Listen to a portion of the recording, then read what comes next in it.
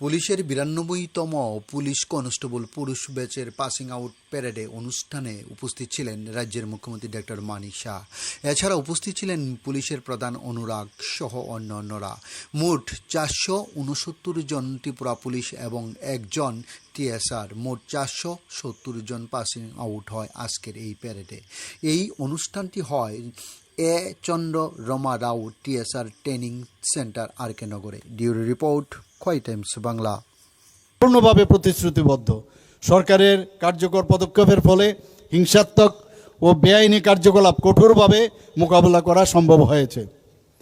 Cyber সংক্রান্ত অপরাধ দমনে জনসচেতনতামূলক কর্মসূচির গ্রহণ করা হয়েছে। রাজ্য ও জেলা স্তরে সামাজিক মাধ্যমের উপর নজরদারি চালানো হচ্ছে।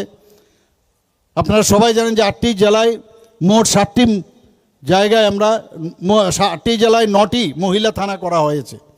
জনগণের কাছে দ্রুত ন্যায় বিচার পৌঁছে দেওয়ার লক্ষ্যে 1 জুলাই 2024 থেকে কার্যকর হওয়া নতুন যে ফৌজদারি আইন সমূহ সম্পর্কে সকল পুলিশ কর্মীকে প্রশিক্ষণ দেওয়া হয়েছে। ন্যায় সংহিতা সফলভাবে বাস্তবায়িত হচ্ছে। ত্রিপুরা ভারতবর্ষের প্রথম রাজ্য যেখানে আমরা 10 থেকে 14 সেপ্টেম্বর 2025 পর্যন্ত আগরতলা হাপানি আন্তর্জাতিক মেলা কেন্দ্রে ন্যায় সংহিতা প্রদর্শনীর আয়োজন করেছি। এই প্রদর্শনীতে নাগরিক, ছাত্রছাত্রী, আইনজীবী এবং সংশ্লিষ্ট সকলের মধ্যে ন্যায় সংহিতার অধীনে আনা যুগান্তকারী পরিবর্তন সম্পর্কে ব্যাপক অ্যাওয়ারনেস প্রোগ্রাম করা হয়েছে। এখানে